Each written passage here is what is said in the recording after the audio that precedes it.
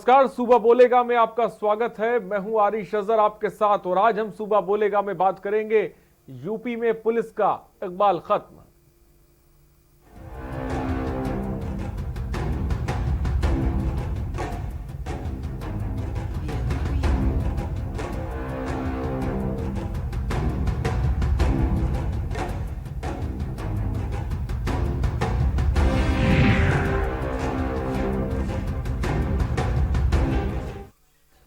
उत्तर प्रदेश में पुलिस का इकबाल पूरी तरह से खत्म हो गया है क्योंकि जनता की आवाज उठाने वाले पत्रकारों की हत्या की जा रही है। गाजियाबाद में पत्रकार की हत्या का मामला तूल पकड़ता जा रहा है। सबके सब पुलिस सिस्टम पर सवाल उठा रहे हैं, चाहे वो पत्रकार हो या फिर राजनेता, सभी सरकार और सिस्टम पर सवाल उठा रहे हैं। रिपोर्ट देखिए।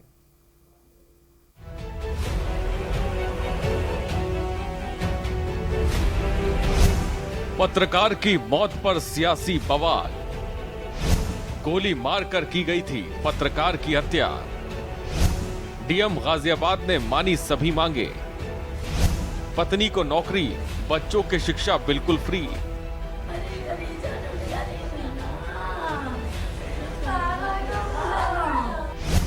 सिस्टम पर सवाल, पत्रकार की मौत का जिम्मेदार कौन?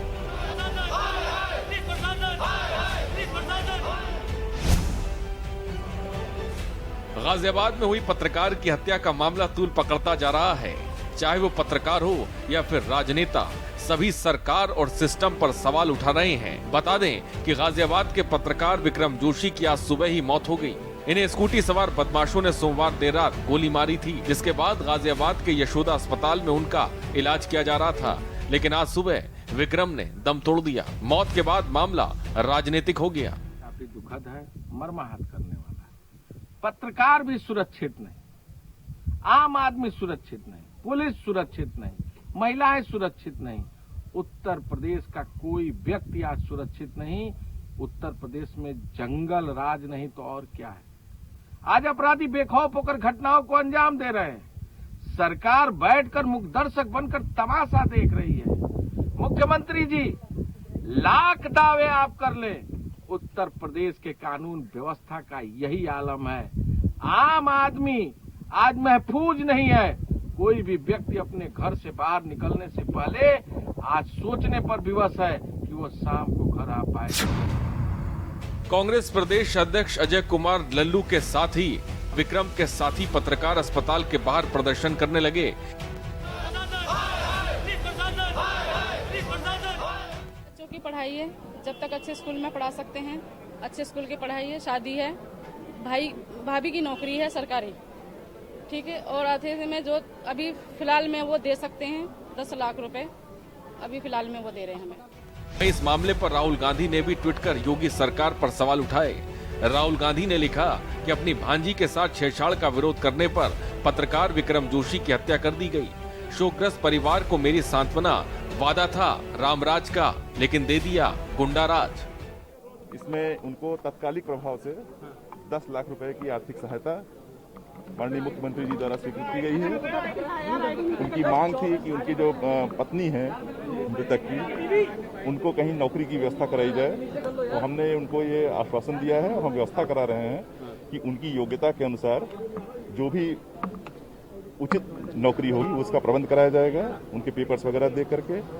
तीसरा विषय उनका था बच्चों की पढ़ाई को लेकर के, क्योंकि वो गरीब परिवार के हैं, वो संकट में हैं, तो उनको हम किसी अच्छे स्कूल में उनके निःशुल्क पढ़ाई का प्रबंध हम लोग सुनिश्चित कराएंगे। सीसीटीवी फुटेज और अन्य साक्ष्यों के आधार पर अभियुक्तों की धरपकड़ की गई, जिसमें कुल 9 अभियुक्त हम लोगों ने पूरी रात भर में गिरफ्तार किए, जिसमें से जो मुख्य अभियुक्त छोटू था और रवि थे। ये जो 2 मेन थे, रवि जिसने प्लानिंग की थी और छोटू जिसने गोली चलाई थी, दोनों को भी गिरफ्तार किया गया। उसी में जो इनका जो अवैध तमंचा था उसको भी बरामद किया गया है। तो गिरफ्तारी की कार्रवाइयों में इन सब के बयान से जो शेष यदि किसी का नाम और प्रकाश में आता है तो उसको भी गिरफ्तार किया जाएगा। आज जो गाजियाबाद में डर का एक माहौल है, हम पत्रकारों में भी माहौल है। अगर गाजियाबाद पुलिस इसमें पहले से ही संज्ञान लेती तो बताती, तो गाजियाबाद पुलिस अगर समय पर कार्रवाई करती और उनको आरोपियों को गिरफ्तार कर लेती तो आज विक्रम जी हमारे साथ होते।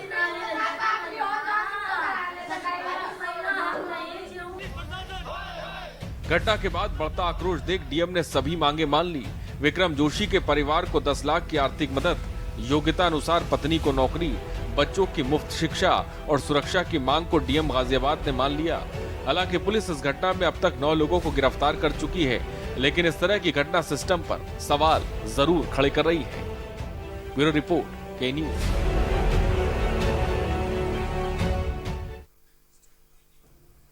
तो उत्तर प्रदेश में खाकी का इकबाल खत्म होता नजर आ रहा है, क्योंकि यूपी में बीते दिनों जो हो रहा है उस पर मुहर लगाने के लिए तस्वीरें काफी हैं। क्योंकि जो तस्वीरें बीते वक्त जो सामने आई वो ये कहने और सोचने पर मजबूर कर रही हैं कि यूपी मत्स्य न्याय चल रहा है। बड़ी मछली अपने से छोटी मछली को खाकर पेट भर रही है। गाजियाबाद में अपराधियों के आगे खाकी नतमस्तक नजर आ रही है। इसका नतीजा ये हुआ कि पत्रकार को जान देकर उसकी कीमत चुकानी पड़ी। बीते दिनों अमेठी की रहने वाली 2 महिलाओं ने लखनऊ विधानसभा और लोक भवन के सामने आत्मदाह की कोशिश की। वजह नाली का विवाद में न्याय न मिलना था। एक महिला की तो इलाज के दौरान मौत हो गई, पर पुलिस देखती रही। तो वहीं दूसरी तस्वीर इस बात की तस्दीक कर रही है कि आम आदमी पर खाकी किस कदर अपना बाहुबल दिखा रही है। अब जरा इन तस्वीरों को भी देखिए, जहां संजीत अपहरण केस में अब तक पुलिस के हाथ अपहरणकर्ता नहीं लगे हैं, न ही संजीत का कोई पता पुलिस लगा पाई है।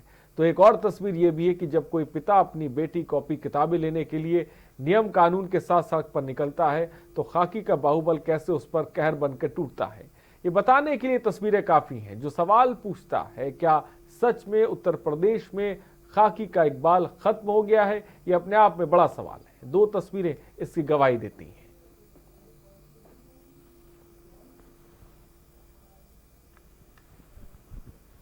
तो यूपी में पुलिस का इकबाल खत्म हो गया है। अपराधी के सामने पुलिस नतमस्तक है। आम आदमी पर पुलिस जोर आजमाइश कर रही है, लेकिन अपराधी जो हैं वो पुलिस की गिरफ्त से दूर हैं। ये तस्वीरें आप देखिए, जहां पर किस तरह से एक पत्रकार को मौत के घाट उतार दिया जाता है, उसकी हत्या कर दी जाती है। और दूसरी तस्वीर संजीत की है, जहां जिसका अभी तक कोई पता एसटीएफ या पुलिस नहीं लगा पाई है। संजीत कहां पे है ये कोई नहीं जानता है। तो ये तस्वीरें, और इसी के साथ बड़ा सवाल, क्या उत्तर प्रदेश में पुलिस का इकबाल खत्म हो गया है? हमने नेताओं की हत्या होते देखी, हमने देखा कि आम आदमी और अब पत्रकारों को भी निशाना बनाया जा रहा है, उनको भी मौत के घाट उतारा जा रहा है। ये स्थिति पैदा हो गई। आखिर उत्तर प्रदेश की पुलिस क्या कर रही है?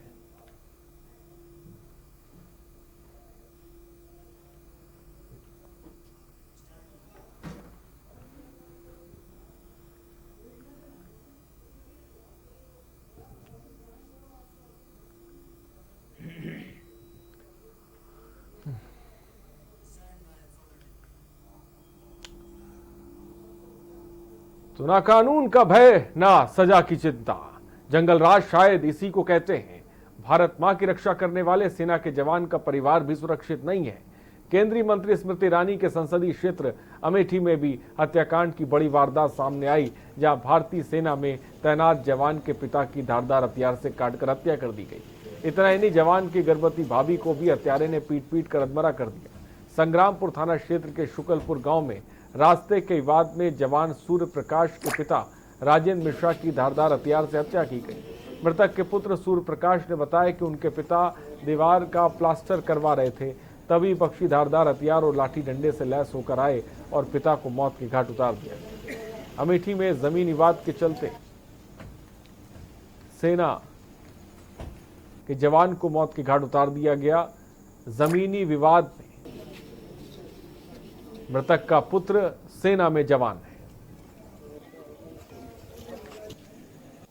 गांव है संग्रामपुर थाना क्षेत्र में, उसी में राजेंद्र मिश्रा जी हैं। ये अपने घर की दीवार पे तिराई कर रहे थे, प्लास्टर कर रहे थे। उसी में इनके बगल के घर के कुछ लोग हैं, उनके द्वारा उन पर हमला किया गया और उनको गंभीर चोटें आई।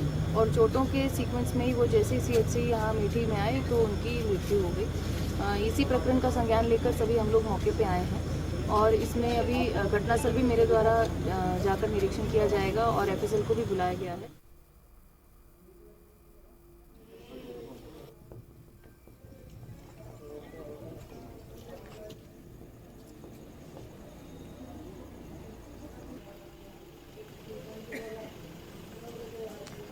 तो अमेठी की खबर है, जमीन विवाद में धारदार हथियार से हत्या की गई है। बात अमेठी की करें, गाजियाबाद की करें, हर जगह या फिर कानपुर, हर जगह क्राइम जो है वो बढ़ता जा रहा है। और अब आपको दिखाते हैं कि कैसे यूपी बड़े विरोधी दल ट्वीट पर तक सीमित होकर रह गए हैं। आपको राहुल गांधी, बीएसपी की मायावती और सपा अध्यक्ष अखिलेश यादव के ट्वीट भी दिखाते हैं कि गाजियाबाद की घटना पर किसने क्या कुछ कहा।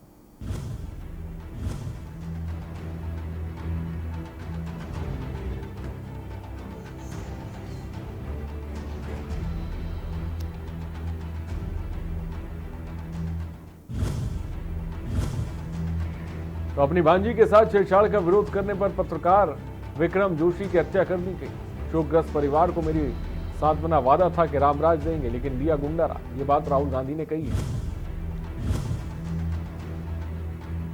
तो जो ट्वीट है वो भी आपको ग्राफिक्स के जरिए हम दिखा रहे हैं। मायावती ने लिखा है कि अभी हाल ही में यूपी के जंगलराज में गाजियाबाद में अपनी भांजी के साथ छेड़छाड़ करने के विरोध में पत्रकार श्री विक्रम जोशी को गोली मारकर बुरी तरह से घायल किया गया। इनसे आज उनकी मृत्यु हो जाने पर दुखी परिवार के प्रति बीएसपी की गहरी संवेदनाएं हैं। साथ ही बीएसपी की ये मांग है कि यूपी सरकार द्वारा पीड़ित परिवार को आज जो कुछ भी मदद करने की बात कही है उसे सरकार समय से ही दे। इसके लिए पीड़ित परिवार को अधिकारियों के चक्कर न काटने पड़े। ये बात मायावती ने कही। लेकिन हम ये देख रहे हैं कि तमाम राजनीतिक दल, तमाम पार्टियों के नेता, ऐसा लग रहा है कि मानो ये ट्वीट तक ही सीमित रह गए हैं, जबकि दूसरी तरफ जो क्राइम है वो लगातार बढ़ता जा रहा है। उत्तर प्रदेश की पुलिस क्या कर रही है अपने आप में बड़ा सवाल है, जहां पर अब चौथे स्तंभ को भी निशाना बनाया जा रहा है। पत्रकार भी सुरक्षित नहीं है, आवाम भी सुरक्षित नहीं है। आखिर क्या मान लिया जाए, उत्तर प्रदेश जंगल राज में तब्दील होता जा रहा है कि आपकी आवाज को उठाने वाला ही अब सुरक्षित नहीं है। गाजियाबाद की यह खबर गवाही दे रही है। हमारे संवाददाता भी हमारे साथ जुड़ेंगे, हमारे साथ हमारा पैनल भी जुड़ेगा। आज हम उत्तर प्रदेश की पुलिस का जो इकबाल खत्म हो गया इस पर हम बात करेंगे, और नंबर्स भी अखिलेश यादव ने जो कहा है वो ग्राफिक्स के जरिए हम आपको टीवी स्क्रीन पर दिखा रहे हैं, जो ट्वीट किया है। थोड़ी देर में सुबह बोलेगा में नंबर भी फ्लैश होंगे। आप कॉल करिए, अपनी बात रखिए। आप घटनाओं का भी जिक्र कर सकते हैं। आपके आसपास जो भी थाना है वहाँ पर अगर आपको इंसाफ नहीं मिल रहा है, न्याय नहीं मिल रहा है, वो भी बात आप रख सकते हैं। सुबह बोलेगा आपका पसंदीदा प्रोग्राम है। मैं चाहता हूं कि इस प्रोग्राम में जहां पे आपकी आवाज़ को हम शासन से लेकर प्रशासन तक पहुंचाते हैं, तो आप भी हमारे साथ जुड़िए, अपनी बात इस प्रोग्राम में रखिए।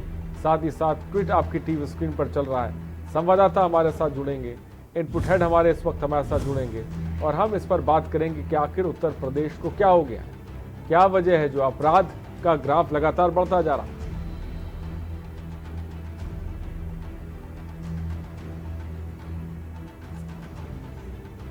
हीरा हल्द्वानी से एक दर्शक हमारे साथ इस वक्त है। हीरा, अपनी बात को रखें जल्दी से। हीरा, मेरी आवाज आप तक पहुंच रही है?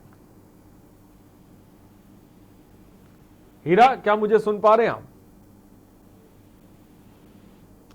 तो शायद हीरा तक मेरी आवाज नहीं पहुंच पा रही। फिलहाल बहुत बहुत शुक्रिया हीरा हमसे जुड़ने के लिए। नंबर्स लगातार अभी थोड़ी देर में फ्लैश होंगे, नीचे फ्लैश हो रहे हैं, आप देख सकते हैं। आप कॉल कर सकते हैं, सुबह बोलेगा में अपनी बात रख सकते हैं। अखिलेश यादव ने जो ट्वीट किया वो भी हमने आपको दिखाया, मायावती ने जो ट्वीट किया वो भी हमने आपको दिखाया, राहुल गांधी ने जो ट्वीट किया हमने आपको दिखाया। गाजियाबाद की खबर जिस पर सबकी निगाहें हैं, जहां पर जिस तरह से पत्रकार को निशाना बनाया गया और पत्रकार की मौत हो गई। फिलहाल हमारे साथ गेस्ट जुड़ रहे हैं, उनसे आपका तारुफ करा दें। राजपाल कश्यप, सपा MLC इस वक्त हमारे साथ जुड़ रहे हैं, आपका बहुत बहुत स्वागत है। हरीश श्रीवास्तव, भाजपा प्रवक्ता हमारे साथ जुड़ रहे हैं। सोनू खान गाजियाबाद से हमारे संवाददाता हमारे साथ जुड़ गए हैं। सुनील गुप्ता, इनपुट हेड हमारे साथ जुड़ रहे हैं। मधुर मोहन हमारे संवाददाता कानपुर से इस वक्त हमारे साथ जुड़ गए। सबसे पहले आप सबों का बहुत बहुत स्वागत है। और सबसे पहले सीधे सुनील के पास रुक करते हैं। सुनील, जो क्राइम की खबरें लगातार मैंने पढ़ी और जिस तरह से आप भी बखूबी क्राइम की खबरों को समझते हैं, ऐसा नहीं लग रहा है कि अब तो पत्रकारों पर हमला हो रहा है, उनकी भी हत्या की जा रही है?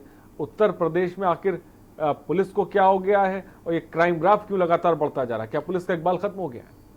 देखिए, पुलिस का इकबाल खत्म होना ये एक अलग बात है, और जिस तरीके से ये जो हत्याएं हो रही हैं वो एक अपना एक अलग बात है कि पुलिस का इकबाल तो संभवतः अगर माना जाए खत्म हो गया तो ये कहना बिल्कुल अतिशयोक्ति नहीं होगी, क्योंकि जिस तरीके से आदमी थाने जाता है अपनी समस्या को लेकर के कि हमारी समस्या को साफ सुन लें और समस्या का हल निदान कर दें, लेकिन थानेदार वो उस गर्मी में बैठे होते हैं, लगता है शायद जो वहां पे फरियादी पहुंचा है उसने उनकी बड़ी भारी संपत्ति छीन के रख ली थी, उसको देखते हुए एकदम उसके ऊपर टूट पड़े और उससे जो जितनी गंदी अभद्रता कर सकते थे वो अभद्रता पे वो उतारू हो गए।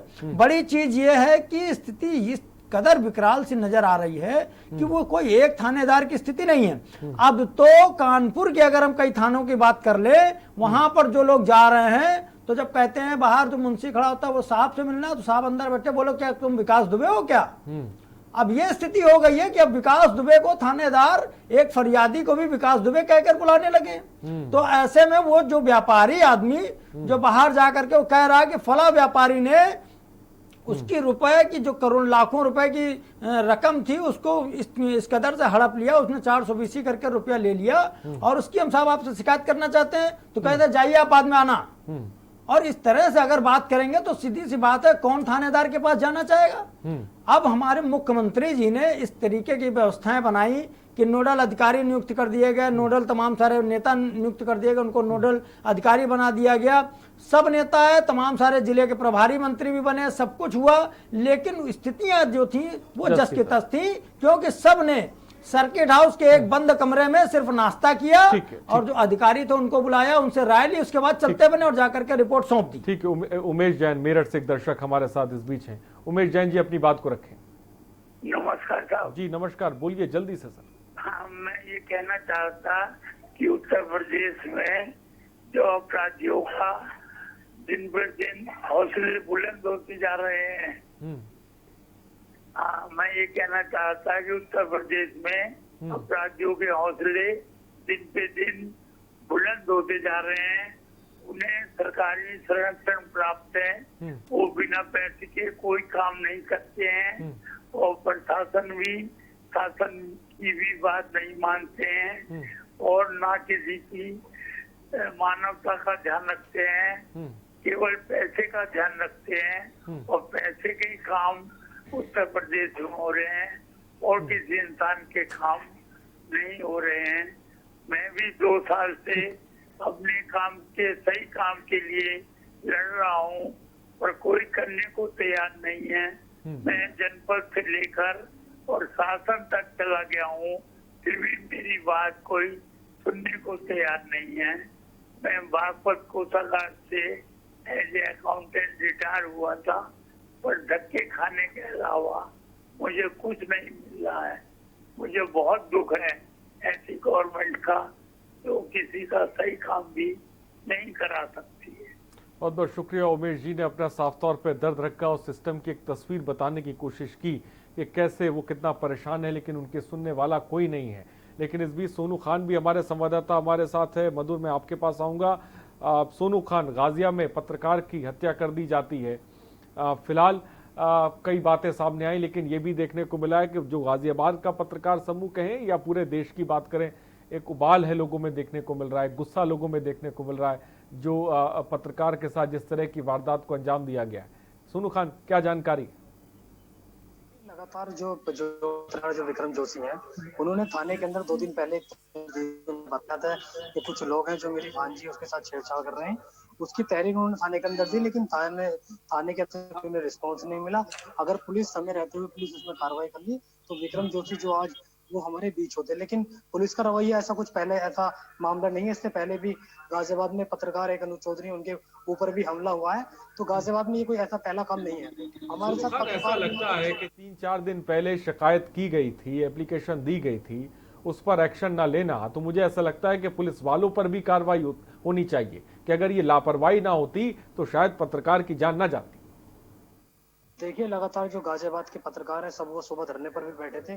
उनकी मांगे थी कि गाजियाबाद के जो डीएम हैं वो मौके पर आए। बहरहाल डीएम गाजियाबाद पहुंचे थे, लेकिन 2 घंटे बाद वो पहुंचे थे, उसके बाद पत्रकार उठे थे।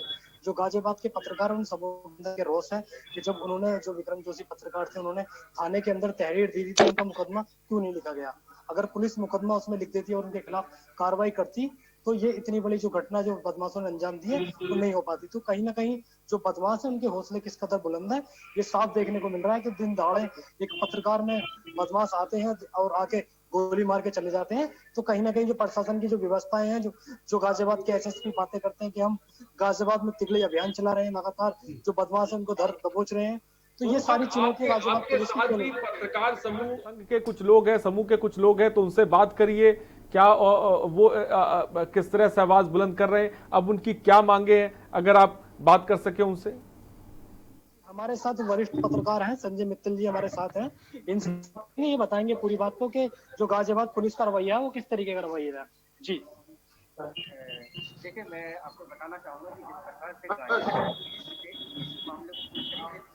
कहीं ना कहीं गाजियाबाद पुलिस पूरी तरीके से दोषी है, क्योंकि विक्रम जोशी ने 2019 के अंदर पहले ही अभियुक्तों के खिलाफ विजयनगर थाने में तहरीर की, पुलिस ने उस टाइम में कोई कार्रवाई नहीं की। उसके बाद में 17 जुलाई को विक्रम जोशी ने फिर तहरीर दी, उसमें कोई कार्रवाई नहीं हुई। इससे पहले वो एसएसपी से जाके मिले, पूरा परिवार मिला, लिखित रूप में उन्होंने तहरीर दी, लेकिन एसएसपी ने उस तहरीर को लेकर डस्टबिन में डाल दिया। कहीं ना कहीं पुलिस के ऊपर सवालिया निशान जरूर लगता है।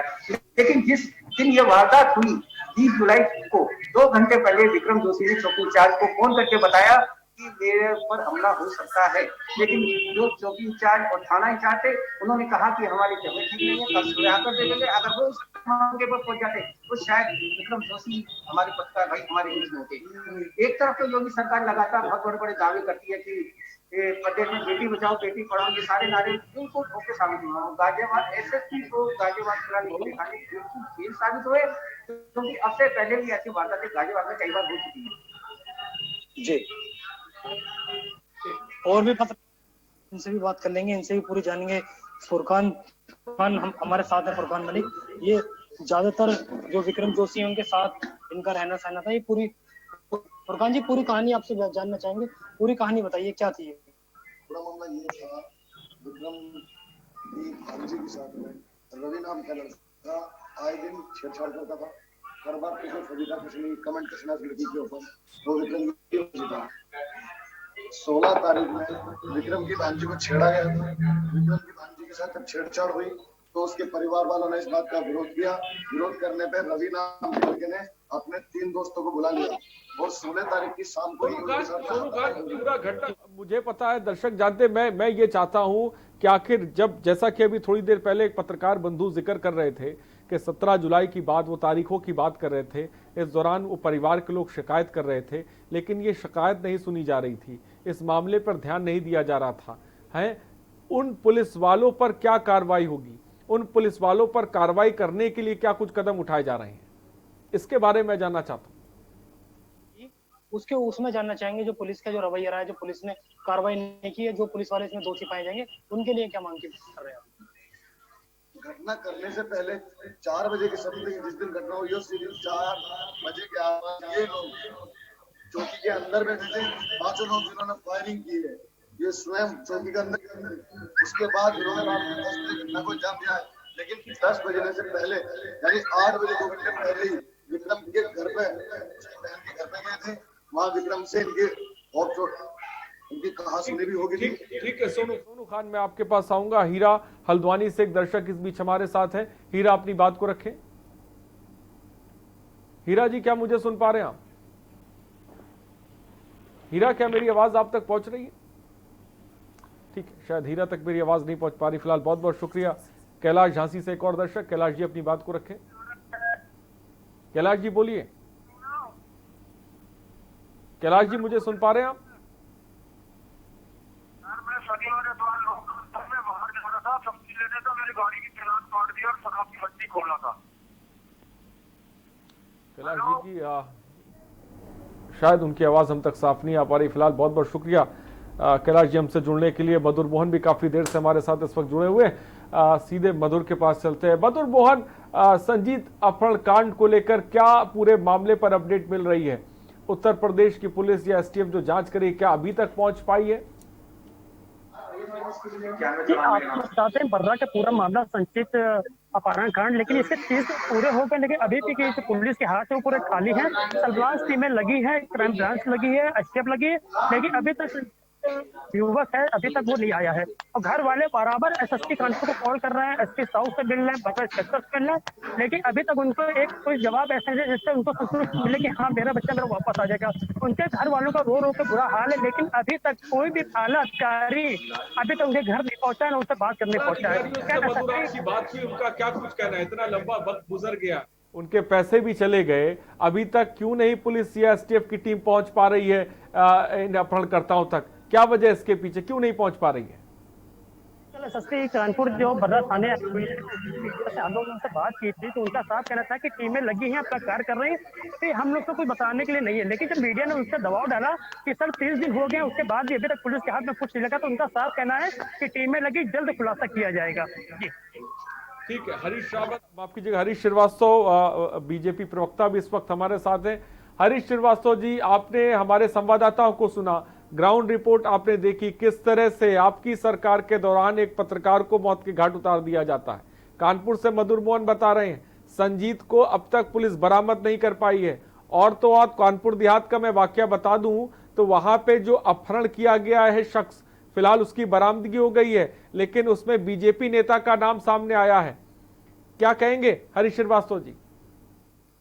नहीं, देखिए, कोई भी हो, अगर किसी ने अपराध किया तो अपराधी है और उसके खिलाफ जो कानूनी कार्रवाई, जो कानूनी सजा होनी चाहिए वो उसको मिलेगी। अपराध पे आदरणीय योगी जी की सरकार की जीरो टॉलरेंस की नीति है और लगातार सरकार उस पर काम कर रही है। ये बात सही है कि जिस तरह की घटनाओं का जिक्र, चाहे गाजियाबाद की हो, चाहे आपने अमेठी की घटना का जिक्र किया, कहीं न कहीं जो पुलिस थाने की जो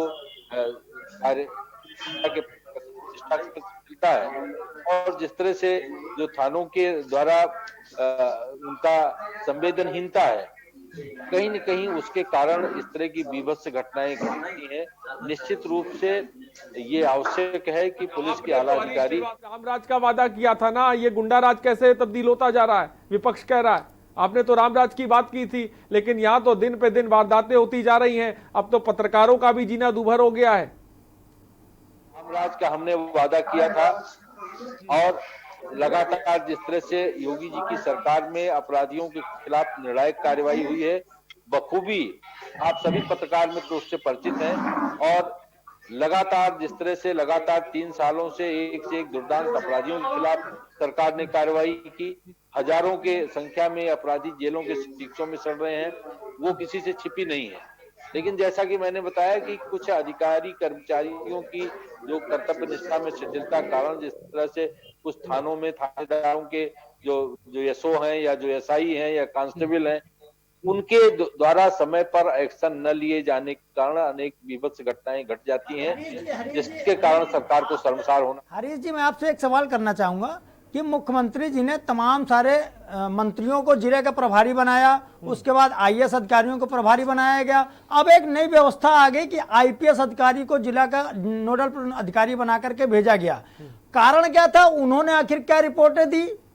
जो मंत्रियों को फिर वहां से हटा दिया गया, उसके बाद जो आईएएस अधिकारी पोस्ट किए गए उनको हटा दिया गया। अब आईपीएस को, जब अगर किसी जिले में एक एडीजी रैंक का अधिकारी पोस्टेड है तो उसके बाद भी फिर एक आईपीएस एक एडीजी को वहां का नोडल अधिकारी बना करके वहां पे भेज देना, और उसके बाद वो नोडल अधिकारी जो आते भी हैं तो क्या लगता है उन पर ये बात देखने की जरूरत नहीं कि उन्होंने जाकर के कहानी ने चढ़ गया? उनको सिर्फ इस बात के लिए वहां पर भेजा गया जिलों में मुख्यमंत्री के तो आदेश पर टीम 11 की बैठक के बाद कि वहां पर आप जाइए, जिलों में जो पुलिस का आचरण है उस पर आप रिपोर्ट दीजिए। लेकिन साहब तो आए, सर्किट हाउस के एक कमरे में बैठे और अपने एसपी अपने सीओ को बुला लिया और पुलिस के आचरण की रिपोर्ट बनाई, उसके 2 दिन चलते बने। क्या वो रिपोर्ट सार्वजनिक क्यों नहीं की गई? आखिर उन्होंने क्या रिपोर्ट दी थानेदारों की? क्या लगता है सारे थानेदार सुधर गए उनके? क्या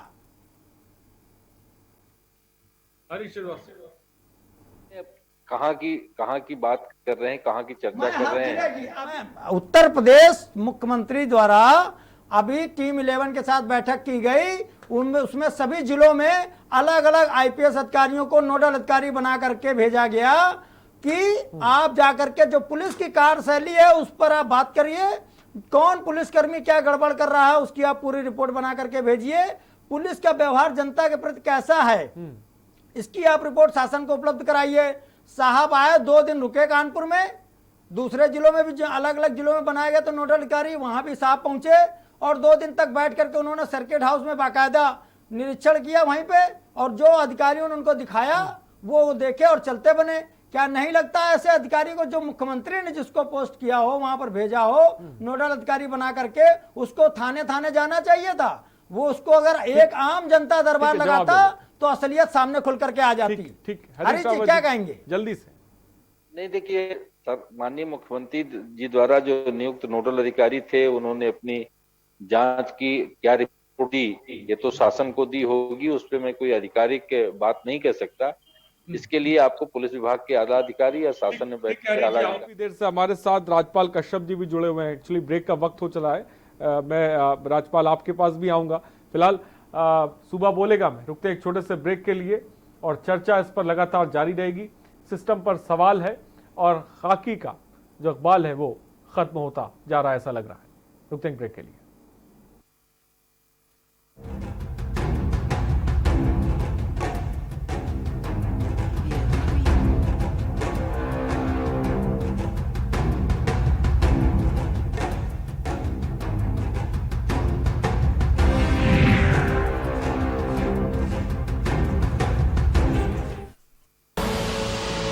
देख रहे हैं के न्यूज, खबरों का सारथी।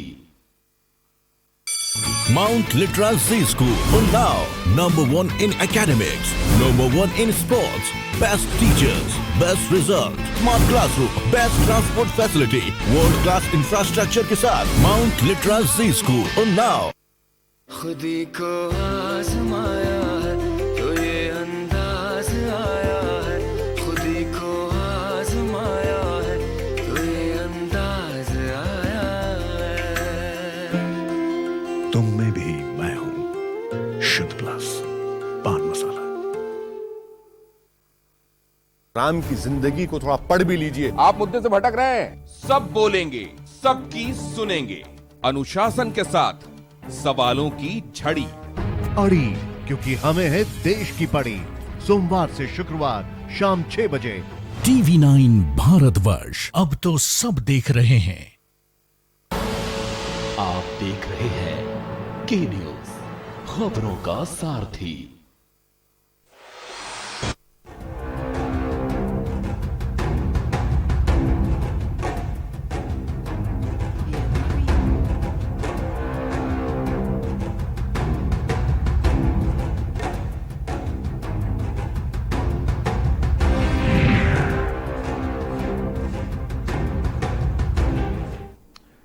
ब्रेक के बाद आपका स्वागत है सुबह बोलेगा में, और नोएडा से मुकेश एक दर्शक इस बीच हमारे साथ हैं। मुकेश अपनी बात को रखें। मुकेश, मेरी आवाज आप तक पहुंच रही है?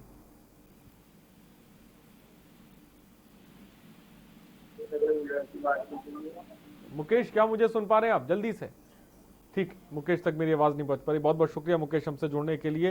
राजपाल कश्यप जी, आपने सुना होगा हरीश श्रीवास्तव जी को, जहां पर वो बड़ी बड़ी बातें कर रहे हैं। एक तरफ ये क्राइम की तस्वीरें हैं, वारदातें हैं, और दूसरी तरफ वो कह रहे हैं कुछ एक अधिकारी हैं जो लापरवाह हैं। क्या कहेंगे आप राजपाल कश्यप जी? उत्तर प्रदेश कानून नाम की चीज खत्म, और उत्तर प्रदेश में जिस तरीके का जंगल राज है ऐसा कभी नहीं देखा। तो पार्टी खड़ी की कोर्ट में कहा है कि उत्तर प्रदेश में जंगल राज है, इसी योगी सरकार को कहा। और जिस तरीके का अब अभी तक अब पत्रकार पे अगर हत्या होने लगेगी, पत्रकार पे गोली चलने लगेगी, तो सच्चाई कौन दिखाएगा फिर? अब उस परिवार से पूछिए जिसने अपनी पति को खोया या जिसने अपने पिता को खोया, बताओ वहाँ बच्चे भी उपलब्ध थे और वहीं पे गोली से मार दिया गया। अगर कोई अपनी भांजी की के साथ में छेड़खानी होती है, अगर थाने पे एप्लीकेशन लेके जा रहा है तो उस पर सुनवाई नहीं हो रही, और उल्टे वही लोग जिनके खिलाफ एप्लीकेशन जा रही है वो लोग गोलियों से खून दे रहे हैं। ये देश का दुर्भाग्य है। और इस सरकार में तो पत्रकार या पत्रकार कोई भी सुरक्षित नहीं है, जनता का भी आदमी सुरक्षित नहीं है। आपने देख ही लिया। और अगर लॉकडाउन में भी जब कर्फ्यू लगा, उत्तर प्रदेश में जंगल राज कायम था, लगातार हत्याएं हो रही थी। आज क्या मतलब हो गया, कुछ सुनवाई थानों में नहीं हो रही है। अगर थानों में सुनवाई नहीं हो रही होती तो मुख्यमंत्री कार्यालय पे आके लोक भवन के सामने माँ बेटी को आत्मदाह नहीं करना पड़ता, बेचारी उसमें भी माँ खत्म हो गई। अब बताइए क्या हो रहा है। और 10 लाख रुपए दे के ऐसा तबका जीत रहे। अरे 10 लाख रुपए से क्या होता है, कम से कम 25 लाख रुपए तो परिवार को देना चाहिए था। नौकरी की सीधे घोषणा करनी चाहिए थी, ये नहीं देखा जाएगा कागज होंगे तब। ये स्पष्ट निर्देश होना चाहिए कि हाँ नौकरी मिलेगी उसको। और पत्रकारों की बताइए, इनकी सरकार में किसी ने क्वारंटाइन पे अगर सवाल उठा दिया, इनकी सरकार ने मुकदमे लिख दिए, इनके पुलिस ने मुकदमे लिख दिए। कोई खाने का अगर स्कूल में खाने पे भी अगर दाल और वो दिखा दे रहा तो FIR लिखी जा रही। तो आज बचा कौन है। और जिस तरीके का जंगल लगातार सिपाहियों की हत्या हुई, लगातार हत्या, इलाहाबाद में हत्या हुई, गाजियाबाद से लेकर सारी जगह हत्या, लूट, डकैती बाढ़ जैसी आ गई है। और NCRB के आंकड़े हैं, NCRB के आंकड़ों में बताया जा रहा है कि उत्तर प्रदेश में सबसे ज्यादा अपराध हो रहे हैं। और इसमें आंकड़ों में आप देखेंगे 2018 की रिपोर्ट है, देश भर में 50,74,000 मामले, 50,74,000 मामले लिखे गए, जिसमें 634 अपराध दर्ज किए गए। ये आंकड़ा और 2017 की अपेक्षा करके 103% ज्यादा है। और महिलाओं पे उत्तर प्रदेश में महिलाओं पे यूपी में सबसे ज्यादा। हरीश श्रीवास्तव जी बड़ी बात कही साफ तौर पे राजपाल कश्यप जी ने। और हमने देखा भी, इस खबर को भी हमने दिखाया जब विधानसभा के सामने जब एक महिला को न्याय नहीं मिला, उसने अपने आप को आग के हवाले कर दिया। ये स्थिति बनी हुई है। बैठकें लखनऊ में तमाम होती हैं, यही कलानिधि नैथानी है जो पहले लखनऊ में थे, लेकिन जब ये गाजियाबाद पहुंचे तो आप देखिए ये कितने लापरवाह हो गए कि जब वो परिवार पहुंचता है, पहले शिकायत करता है तो उसकी शिकायत पर ध्यान नहीं दिया जाता है। एक पत्रकार की मौत हो जाती है, विधानसभा के बाहर महिलाएं, न्याय नहीं मिलता है, वो आग लगा लेती हैं। और कितनी तस्वीरें मैं दिखाऊं आपको। नहीं, मैंने पहले ही इस बात को आपसे शेयर किया कि निश्चित रूप से उत्तर प्रदेश में कई जगह पे कुछ स्थानों पे जो पुलिस के थाने हैं उनका समय पे एक्शन न ले जाने के कारण जो शिकायतें प्राप्त होती हैं उस पर त्वरित एक्शन न लेने के कारण कई प्रकार की बीभत्स घटनाएं घट जाती हैं। और सरकार निश्चित रूप से ऐसे जो भी अपनी कर्तव्य निष्ठा में शिथिल अधिकारी हैं उनको उनके खिलाफ कड़ी कार्रवाई सुनिश्चित करेगी। और पुलिस के आला अधिकारी भी जो ये थाने हैं इनको जवाब देने के लिए, जवाबदेह बनाने के लिए कार्रवाई करेंगे। और ये इस तरह की घटनाओं की पुनरावृत्ति न हो, इसके लिए सरकार पूरी तरह से सचेत है और पूरी मुस्तैदी से जो भी कमी खामी कहीं भी होगी उसको दूर करने का प्रयास करेंगे। कह रहे हैं हरीश श्रीवास्तव जी। देखिए सीधी सी बात है कि वो रटे रटाया जवाब ही है इस समय सबके पास, क्योंकि मुझे लगता है कोई अधिकारी किसी की सुन ही नहीं रहा। मेरी कई विधायकों तक से बात हुई, वो जब इस बात को स्वीकार कर रहे हैं कि साहब हमारी थाने में सुन ही नहीं रहा कोई, उनके DM सुनता नहीं, उनके कमिश्नर सुनता नहीं है। तो ऐसे में परेशान आदमी अगर SSP के पास जाता है, SSP के साथ फोन उठाते नहीं है। SSP साहब चूंकि उनको कोरोना से डर लग रहा तो ऑफिस के अंदर बैठे होते हैं, बाहर एक दरोगा जी खड़े हुए हैं, दरोगा जी कह रहे हैं हमको प्रार्थना पत्र दे जाओ, उसको भी देखते हैं, आप दूर से दीजिए हमको। अब आदमी आखिर जाए तो जाए कहाँ। अभी तो बहाना हो गया उनको कोरोना का, इससे पहले तो जब हम कहते हैं 6 महीने पहले तो कोरोना नहीं था, तब भी वही हालात थी। अधिकारी सुबह जाकर के, भले कि मुख्यमंत्री जी ने आदेश दिया सभी अधिकारी अपने अपने कार्यालयों में सुबह 9 बजे से बैठेंगे, लेकिन मुझे नहीं लगता कि किसी भी अधिकारी में, मैं पिछले जब से मुख्यमंत्री जी ने आदेश किया उसके मैं कम से कम 10 अधिकारियों के दफ्तर में गया हूँ सवेरे 9 बजे, लेकिन कोई अधिकारी मुझे दफ्तर में बैठा तो नहीं मिला। हमने तमाम सारे संवाददाताओं को अपने अपने वहां पर अपने अपने जिलों में भेजा कि जाइए मुख्यमंत्री के आदेश का देखिए कितना पालन हुआ, तो कोई आदेश का कोई पालन नहीं कर रहा। इसका मतलब ना तो कोई मुख्य सचिव का कहना मान रहा है, ना कोई मुख्यमंत्री का कहना मान रहा है। ऐसे में सीधी सी एक बात है कि सब के सब कहीं ना कहीं इनके खिलाफ जो ऊपर बैठे अधिकारी हैं उनका इनको वरदहस्त प्राप्त है, जिसके चलते इनके खिलाफ कोई कार्रवाई नहीं होती। और यही कारण है कि मुख्यमंत्री ने भले ही आदेश कर दिया, लेकिन जो अधिकारी हैं वो कहीं ना कहीं उनके जो किसी न किसी तरीके से वो भ्रष्टाचार में संलिप्त हैं, जिसके चलते ही वो किसी भी अधिकारी के खिलाफ कोई कार्रवाई करने में कतराते हैं। और जिन नोडल अधिकारियों को, चाहे वो प्रदेश के जो जिले का प्रभारी मंत्री हो या वो जिले के प्रभारी अधिकारी हो या फिर जिले का कोई नोडल अधिकारी हो, सबके साथ एक ही काम, सिर्फ आते हैं, रिपोर्ट बंद कमरे में रिपोर्ट तैयार होगी, वहीं पे अधिकारी बाकी पहुंच जाएंगे, वहीं से सारी रिपोर्ट बन करके शासन को चली जाएगी और मुख्यमंत्री जी के सामने एक बड़ा सा अच्छा सा एक किताब पहुंचा दी जाएगी। सारा सिस्टम एकदम बिल्कुल दुरुस्त है साहब। वो तो भला हो मीडिया का, जो मीडिया सारे मामलों को दिखा देती है तो मुख्यमंत्री उस पर संज्ञान लेते हैं, तब जाकर अधिकारियों को लताड़ लगाई जाती है, तब कहीं किसी के खिलाफ कार्रवाई होती है। और कार्रवाई भी ऐसी कि कार्रवाई हुई, उसके बाद उस कोर्ट में किसी को कुछ नहीं मिला तो पहुंच जाता कोर्ट, और सब जगह जाकर के कहीं ना कहीं अधिकारियों की लापरवाही कि उसकी पैरवी नहीं करते हैं, जिसके कोर्ट से भी वो बहाल हो जाते हैं। जैसा सुप्रीम कोर्ट ने भी विकास दुबे के मामले में टिप्पणी की कि आप जब इतने मुकदमे का वो आरोपी था तो आखिर उसको जमानत कैसे मिल गई। सीधी सी बात थी, उसमें अधिकारियों की मिलीभगत थी, पुलिस के अधिकारियों ने उसकी पैरवी नहीं करी। उसको संतोष शुक्ला हत्याकांड में जब बाकायदे वो एकदम बरी होकर के बाहर आ गया, और जो सैकड़ों उसके मुकदमे थे, उन सारे मुकदमों में भी बाकायदे सब कुछ दर्ज होने के बाद भी उसका थाने के मोस्ट वांटेड की सूची में उसका नाम नहीं था, जिले की भूमाफिया की सूची में उसका नाम नहीं था, जिसने सैकड़ों बीघे फसल लोगों की कब्जा कर ली, सैकड़ों बीघे ग्राम समाज की जमीनें कब्जा कर ली, उसका भूमाफिया सूची में नाम नहीं।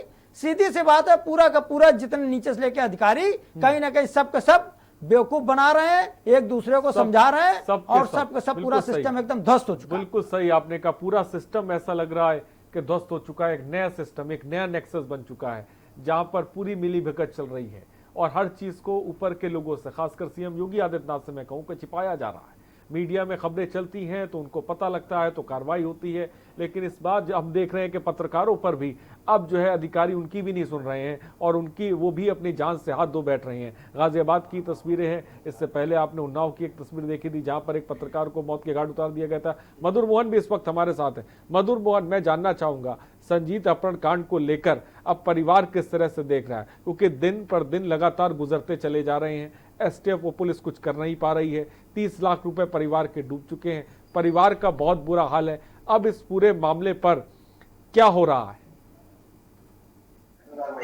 जैसे तो दिन से जो माता पिता था उनका साथ इसकी जांच कर रही थी, क्योंकि कहने के 30 लाख रुपए जब गए हैं तो उसके बाद परिवार बहुत दुखी हो गया था, बेटे इनके हाथ नहीं लगा था। लेकिन जब इनकी मुलाकात एसएसपी कानपुर को हुई बता थाने में, तो कहीं ना कहीं एक जिज्ञासा इनके हाथ लगी थी कि हाँ 4-5 दिन में मेरा बेटा वापस है, क्योंकि कहीं ना कहीं एसएसपी कानपुर ने साफ कह रहे 4 से 5 दिन में आपका बेटा आपको वापस करवा दिया जाएगा। लेकिन उसको भी दरकिनार करके देखा जाए तो आज से 9 से 10 दिन हो गए, लेकिन फिर उनका बेटा वापस नहीं आया। और कल जो हमारी एसएसपी से बात हुई, उनकी उस बात पर साफ कहना है क्योंकि आदित्य का आज से मैं अपने न्याय के इंतजार करूंगी। ठीक है राजेंद्र, हजीराबाद से एक दर्शक इस वक्त हमारे साथ है। राजेंद्र, अपनी बात को रखें।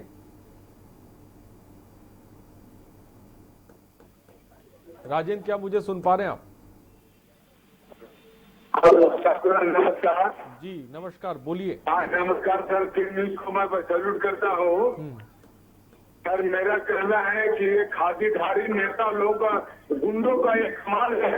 जो हमारे चौथे स्तंभ को पत्रकार को गोली मार दिया गया, सर ध्यान से सुनिए, मैं मौत के बदला मौत चाहता हूँ, इनको तुरंत सजा दिया जाए। अभी तक धरती में लाखों लाख लोगों को हत्या किया गया, कोई कानून नहीं बना, न्यायालय पागल हो चुका है। हमें तुरंत चाहिए, गोली से छल नहीं कर देना चाहिए। हमारे पत्रकार भाई की हत्या हुई है और ये कानून 40 साल तक चलता रहेगा।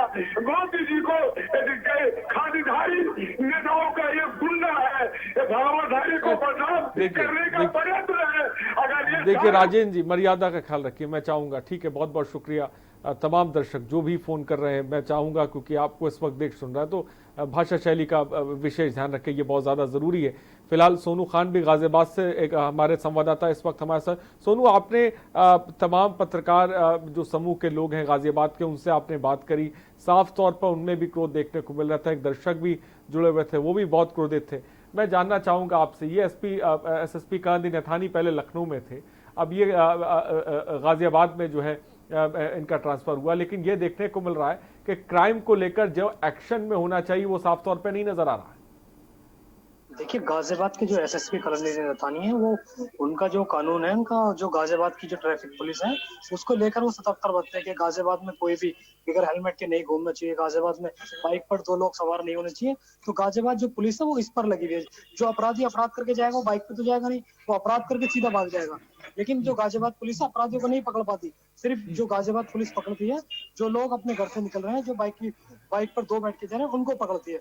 जो विक्रम जोशी है पूरे परिवार के साथ वो गाजियाबाद में विजयनगर के अंदर ही रहते हैं अपने घर के अंदर। इस पूरे मामले में कितने लोगों की अब तक गिरफ्तारी हुई है? क्योंकि पहले 6 लोगों की जा रही थी, लेकिन अब कुछ और लोगों की भी इस पूरे मामले में गिरफ्तारी हुई है। वो कौन लोग हैं, कहां से गिरफ्तारी हुई थी, इसके बारे में भी थोड़ा सा बताएं। देखिए, गाजियाबाद में जो ये 9 लोग अब तक पुलिस ने गिरफ्तार कर लिए। ये जो 9 के 9 लोग जो हैं प्रताप बिहार के रहने वाले हैं और इनका प्रोफाइल भी इनका कुछ नहीं है। ये लोग सिर्फ ये जुआ वुआ इस तरीके के लोग हैं जो खेलते थे। इनकी शिकायत जो विक्रम जोशी हैं उन्होंने थाने में पहले भी की थी और इससे पहले भी 2019 में भी उन्होंने इनकी शिकायत की थी।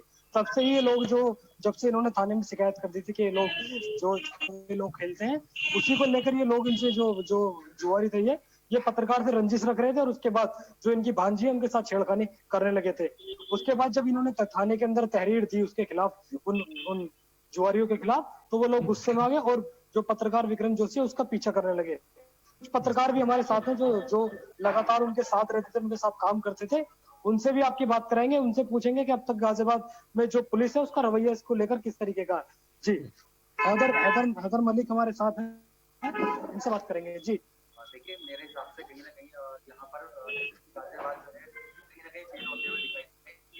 विक्रम जोशी जब है ना उन्होंने उससे कहिए थोड़ा तेज बोले, सुनू बहुत धीमे आ रही है। के अलावा भी उन्होंने ये किया है कि जब जिस घटना होने वाली थी उससे पहले ही 4-4.5 घंटे पहले ही जिनके खिलाफ मुकदमा कराया था। जो लोग अपराधी किस्म के थे जिनसे खतरा हो रहा था, जो बराबर रेकी कर रहे थे विक्रम जोशी की, उनके खिलाफ उन्होंने वो चौकी में बैठते हैं विक्रम जोशी के बारे में। और एक उनके हमारे साथ एक रहते हैं फुरकान मलिक जो पत्रकार है, उनके खिलाफ भी वो दोनों उल्टी सीधी बातें बोलते हैं देख लेने की बात करते हैं और वहां पर पुलिस मौजूद होती है। पुलिस उन्हें समझाने का काम नहीं करती है और कहीं ना कहीं मुझे ये लगता है कि पुलिस की बहुत बड़ी भूमिका रही है, क्योंकि 5 से 6 बजे के बीच में ये चौकी में बैठकर विक्रम जोशी और फुरकान मलिक के मारने का षड्यंत्र रचते हैं। फिर उसके बाद 8 बजे यही लोग विक्रम जोशी के घर में जो प्रोग्राम चल रहा था बर्थडे पार्टी की उनकी भांजी की, वहां जाते हैं। वहां जाकर उन्होंने कट्टा लगा रखा था 315 बोर का, जिससे परिवार वाले वहां घबरा जाते हैं। उसके बाद विक्रम जोशी उन्हें वहां से हटाते हैं, लड़कों को किस तरीके से वहां से भगाते हैं। उसके बाद सीधा पुलिस चौकी पे चौकी इंचार्ज को फोन करते हैं कि यहाँ पर ये लड़के इस तरीके से हमला करने की तरफ आए थे।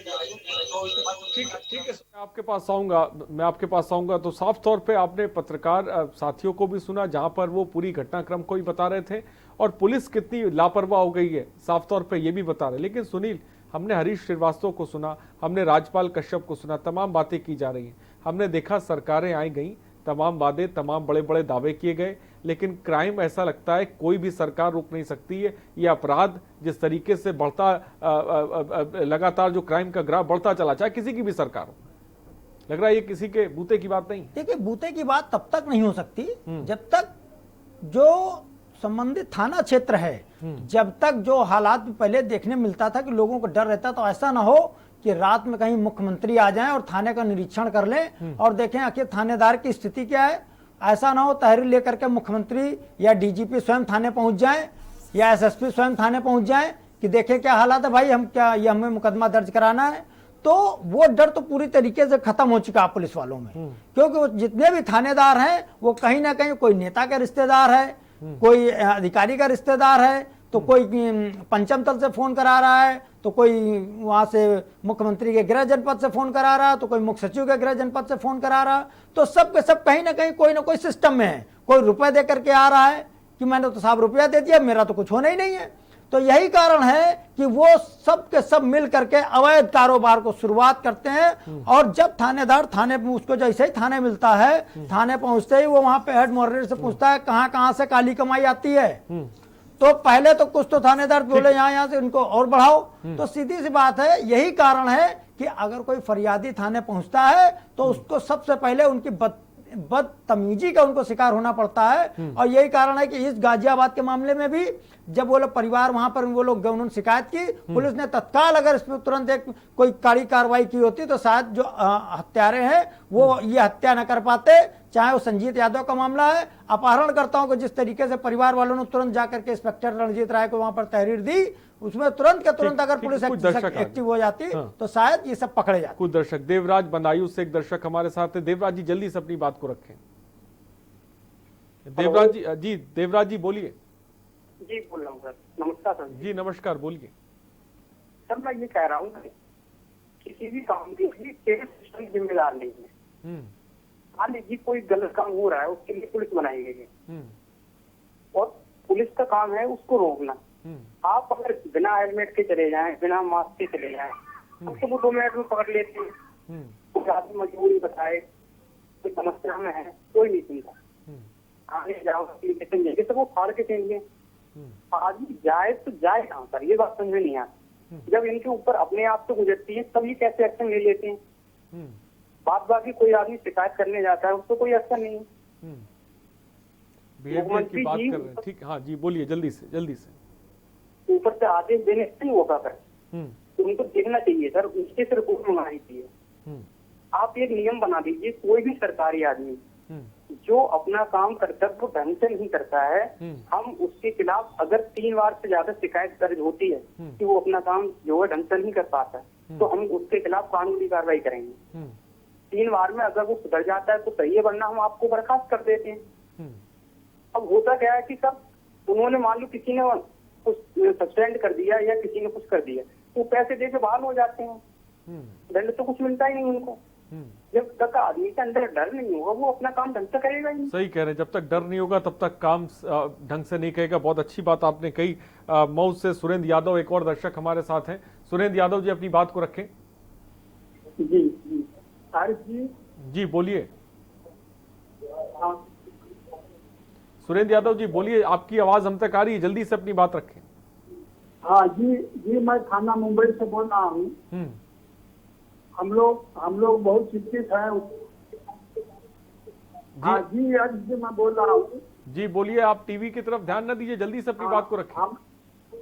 हम लोग मुंबई से देख रहे हैं, आपका चैनल हमेशा देखते हैं और हम लोग सुनते थे कि हमारा उत्तर प्रदेश उत्तम प्रदेश बनने के रास्ते पर है, लेकिन आज स्थिति ऐसी है कि तमाम तरह से देखें तो कानपुर घटना हुई और कानपुर में बहुत सारे घटना, पत्रकार को मार दिया जाता है, तो समाचार लगाइए तो तमाम हत्याएं हो रही है। तो ये बहुत चिंता का विषय है। हम लोग बहुत दुखी हैं कि हमारे प्रदेश में क्या हो रहा है। ठीक है सुरेंद्र यादव जी, बहुत बहुत शुक्रिया। वक्त की थोड़ी सी कमी है। हरीश श्रीवास्तव जी, आपने दर्शक को सुना, सुरेंद्र यादव जुड़े हुए थे, कह रहे थे उत्तर प्रदेश हम समझते थे लेकिन स्थिति इतनी गंभीर हो गई है, कैसे सुधारेंगे आखिर उत्तर प्रदेश को, कैसे सुधारेंगे इस पूरे सिस्टम को? आज उत्तर प्रदेश मैं आऊंगा राजपाल जी आपके पास। हरीश श्रीवास्तव जी से जवाब ले लेते, जल्दी से जवाब दें। आज उत्तर प्रदेश के माननीय मुख्यमंत्री बहुत दृढ़ इच्छा शक्ति के धनी व्यक्तित्व है और निश्चित रूप से उनकी अपराध पे 0 टॉलरेंस की नीति है और अपराध मुक्त उत्तर प्रदेश का जो उनका संकल्प है, उसके तहत इस सिस्टम को जवाबदेह बनाने के लिए बड़े कदम सरकार उठाएगी। और ये जो थाने इन लोगों बहुत हल्के में पत्रकार मर गया, लेकिन ऐसा लग रहा है हरीश रावत जी बहुत हल्की बात आप कर रहे हैं। राजपाल जी क्या कहेंगे आप इस बात पे? राजपाल जी जवाब दें। बनाने के लिए सरकार, राजपाल कश्यप जी मेरी तक पहुंच रही है? जी बोलिए। देखिए, आज उत्तर प्रदेश में आज उत्तर प्रदेश में जब बीजेपी के नेता ही अपहरण करेंगे, कानपुर में क्या जिला के महामंत्री हैं, अपहरण कर लिया, 1 करोड़ की फिरौती लेती। जब एक जगह बीजेपी के नेता तस्करी में पकड़े गए शराब की, और कितने नेताओं को गिनाए। आप शहर में क्या हुआ, जो इंस्पेक्टर की हत्या की थी सुबोध सिंह जी की, और वो बीजेपी में शामिल हो रहा है, उसको प्रमाण पत्र मिल रहा है, तो उत्तर प्रदेश में अपराध बढ़ेगा ही। और का उत्तर प्रदेश का नाच हो रहा है, अपराध बढ़ा है, लूट डकैती और जो घटनाएं बढ़ी है, उत्तर प्रदेश सब तोड़ रहा है, उत्तर प्रदेश की आत्मा डेली मारी जा रही है। राजपाल कश्यप जी बहुत बहुत शुक्रिया हमसे जुड़ने के लिए, वक्त की कमी है। हरीश श्रीवास्तव जी आपका बहुत बहुत शुक्रिया, सुनील आपका बहुत बहुत शुक्रिया, मधुर आपका बहुत बहुत शुक्रिया, सोनू हमसे जुड़ने के लिए बहुत बहुत शुक्रिया आपका भी, और तमाम दर्शक आपका भी बहुत बहुत शुक्रिया। तो सुबह बोलेगा में आज हम बात कर रहे थे सिस्टम की, क्योंकि हमने देखा किस तरह से बदमाशों ने पुलिस को मौत के घाट उतारा, लेकिन अब पत्रकार को भी बदमाश मौत के घाट उतार रहे हैं। उत्तर प्रदेश की पुलिस आखिर क्या कर रही है, बड़ा सवाल है, और ये सिस्टम कैसे सुधरेगा, क्योंकि सरकारें आई और गई लेकिन सिस्टम बदला नहीं। सुबह बोलेगा में इतना ही, बने रहिए हमारे साथ। नमस्कार।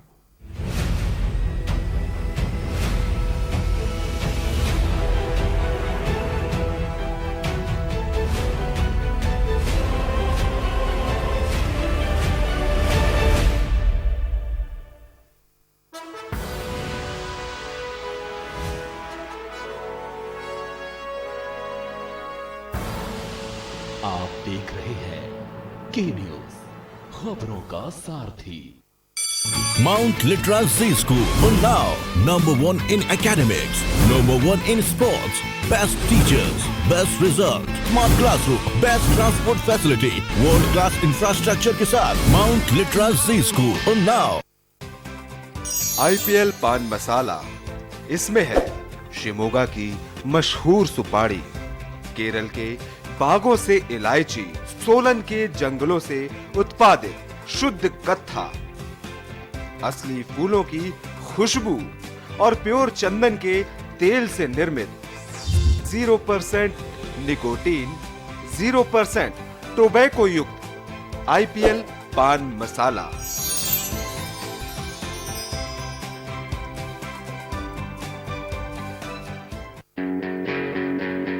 All India ISC Class 12 topper Sumit Kumar Tripathi of CMS Gomti Nagar Campus 1, who secured 99.75%, was awarded ₹2 lakhs as prize by CMS. Online classes in CMS will continue till the government reopens schools. Prescribed syllabus, book list and timetable are available on www.cmseducation.org. Admissions open in CMS for nursery to class 11th. Contact concerned CMS campus or helpline number 95